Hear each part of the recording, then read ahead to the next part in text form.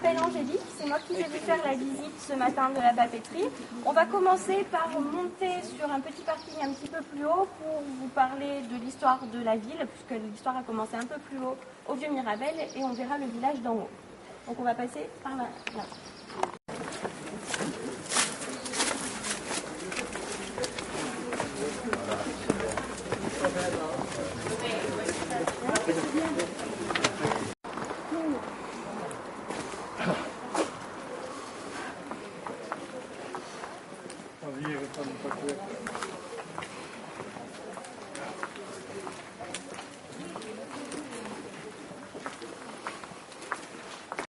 Alors, est-ce que tout le monde voit le Vieux-Mirabel? On devine en arrière-plan tout en haut. On voit une maison qui dépasse. Alors, on va avoir la première mention du castrum de Mirabel en 1165 dans le cartulaire de l'évêque de Die.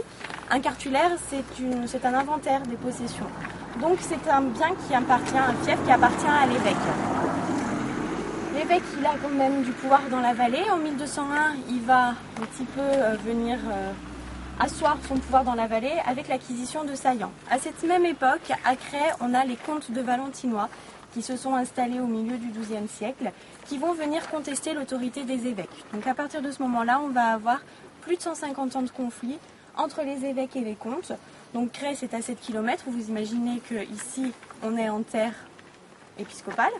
Là-bas, on est en terre comtale, donc on va avoir des affrontements, on est très proches.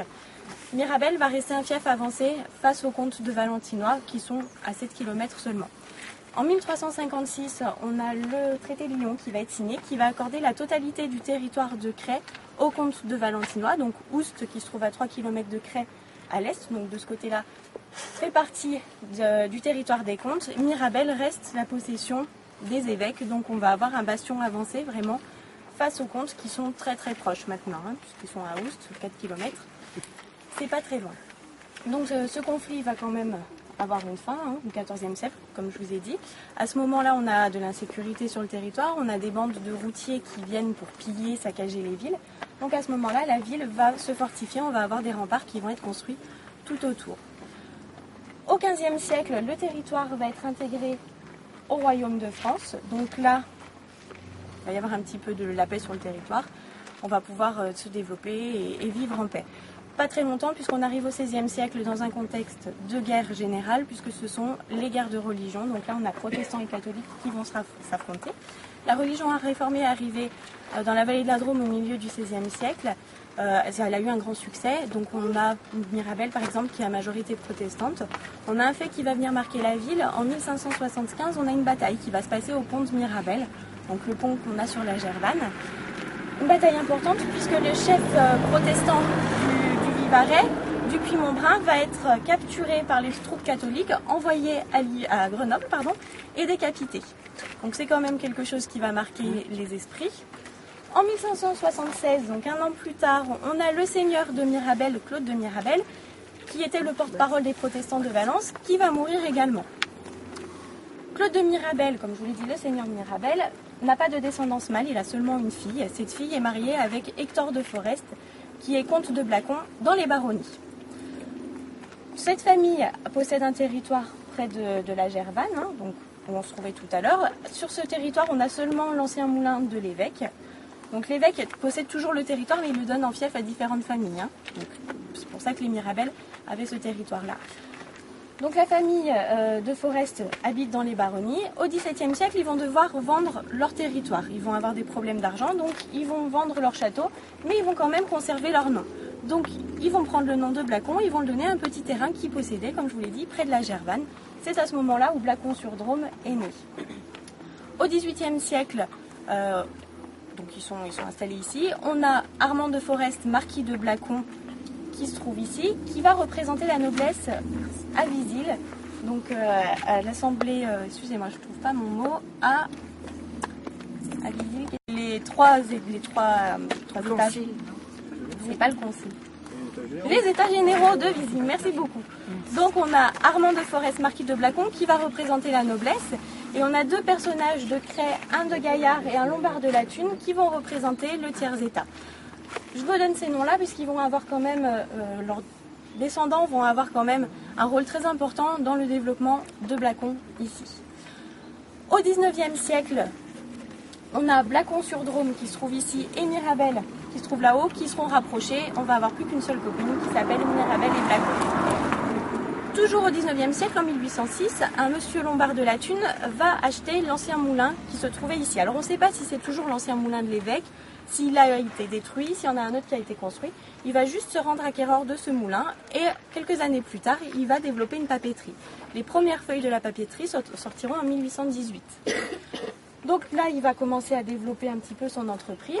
Les gens de Mirabel, qui se trouvent là-haut, vont commencer peu à peu à descendre ici dans la vallée. La route est très mauvaise pour accéder à Mirabel. Même les administratifs ne veulent plus monter pour rencontrer les élus. Ils leur donnent rendez-vous en bas, ici. Donc pour éviter de monter à chaque fois, les gens vont commencer à descendre ici dans la vallée. Au début du XXe siècle, on a la mairie et l'école qui seront transférés à Blacon également. Donc à partir du moment où on n'a plus de mairie ni d'école, le village va se dépeupler assez rapidement, surtout qu'on a du boulot en bas avec la papeterie qui prend de plus en plus d'importance. On a la dernière habitante, Angèle Poulet, qui va mourir en 1974, la dernière habitante du vieux Mirabel. Elle était restée en mémoire de son mari qui était sonneur de cloche là-haut. Pour en revenir à la papeterie, elle fermera ses portes en 1972. Donc vous faites le calcul, les premières feuilles sont sorties en 1818, elle a fermé en 1972, c'est quand même assez récent. Il me semble avoir vu une ancienne ouvrière qui va pouvoir nous expliquer un petit peu ce qu'elle faisait. Voilà, est-ce que vous avez des questions ?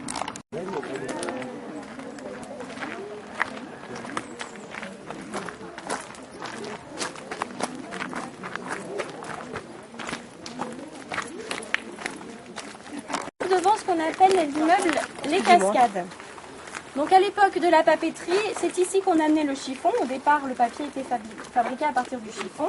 Ils ont commencé en 1930 à abandonner le chiffon petit à petit pour le remplacer par de la pâte à bois. Donc on amenait le chiffon ici.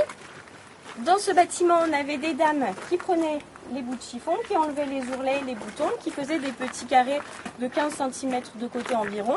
Le chiffon passait dans une dépoussiéreuse, ensuite dans une blanchisseuse et après dans la lessiveuse. Donc il y avait déjà du temps, puisqu'elle restait dans la blanchisseuse 4 heures, il me semble.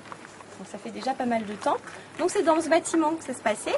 Si je commence par le haut de la papeterie, c'est parce que le directeur, quand il faisait visiter sa papeterie, commençait par le haut.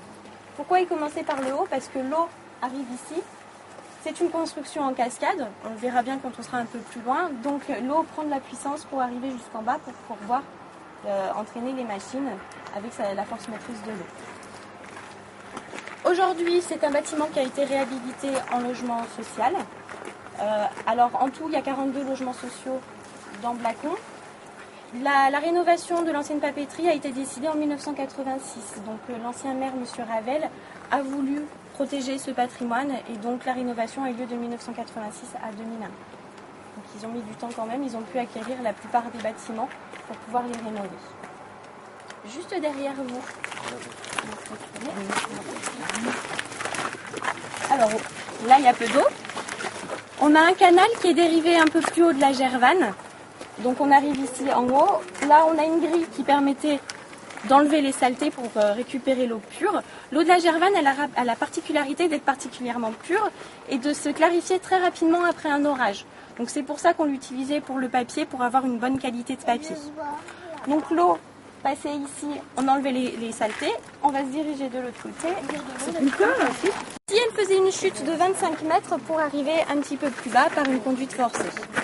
Donc là, on voit déjà l'organisation en cascade de la papeterie. Là, on se trouve dans le haut et on voit les différents niveaux sur lesquels sont construits les bâtiments. Si vous vous approchez un petit peu, en bas ici, on avait un bassin. On voulait récupérer l'eau pour qu'elle se clarifie rapidement. En cas de sécheresse, par exemple, on avait toujours une réserve d'eau. On avait également des réserves intérieures. En cas de pluie, on continuait la production. On n'attendait pas, même si l'eau mettait peu de temps à se clarifier, on n'attendait pas trop longtemps. On prenait dans nos réserves d'eau claire pour pouvoir continuer la production. Est-ce que vous avez des questions ?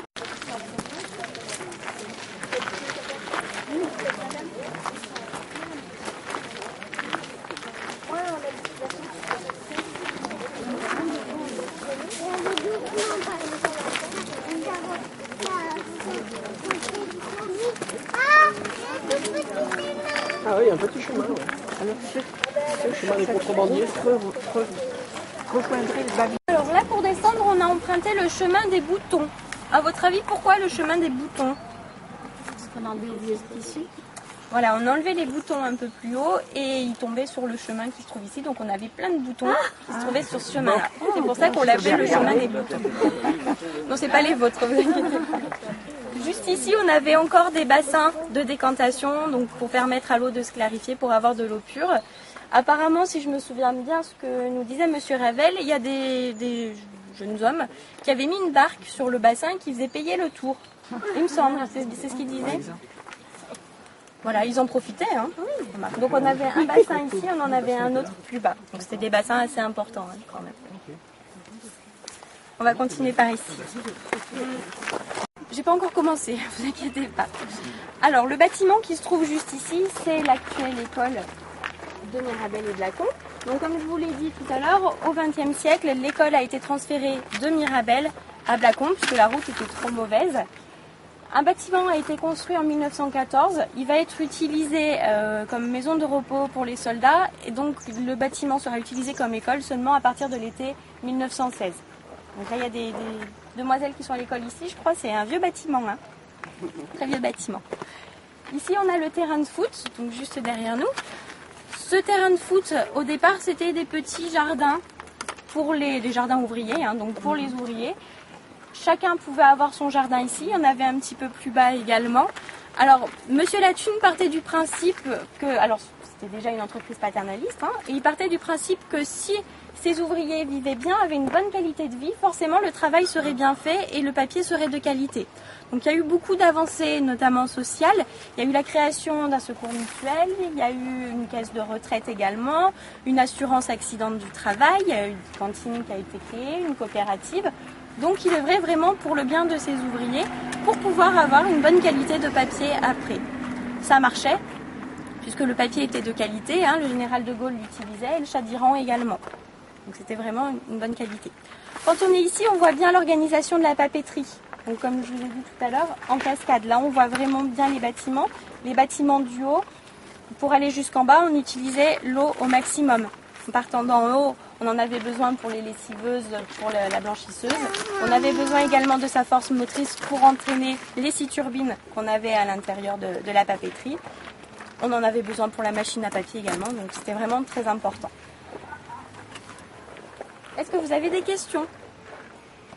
Alors ici on se trouve devant l'ancienne centrale électrique, donc elle était en sous-sol. On voit la conduite forcée qui arrive ici, donc avec la chute de 25 mètres, qui permettait d'actionner la turbine qui était dans la centrale électrique en sous-sol. On avait quand même une machine à vapeur au premier étage de ce bâtiment, en cas de sécheresse. Il fallait quand même poursuivre la production, donc on avait une machine à vapeur. C'est également à cet endroit-là qu'on stockait la pâte à bois à partir de, je vous ai dit, hein, ils ont commencé à abandonner le chiffon en 1930, tout doucement jusqu'à 1950, donc c'est à cet endroit-là qu'on stockait la pâte à bois. Alors tout à l'heure j'ai eu une question, on m'a demandé pourquoi le bâtiment n'était pas rénové, puisque c'est un bâtiment qui appartient à un particulier. Il n'a pas voulu le vendre à la commune, donc lui ne le rénove pas. Alors il a un petit peu modernisé la centrale électrique qu'il y avait au sous-sol, mais il continue à produire de l'électricité. Donc normalement, comme disait Madame Mouillon, il y a toujours de l'eau dans le canal, donc on a toujours la chute de 25 mètres qui permet d'entraîner le mécanisme. Pour le moment, il ne veut pas vendre à la commune. Alors je ne sais pas si un jour il décidera. C'est bien dommage.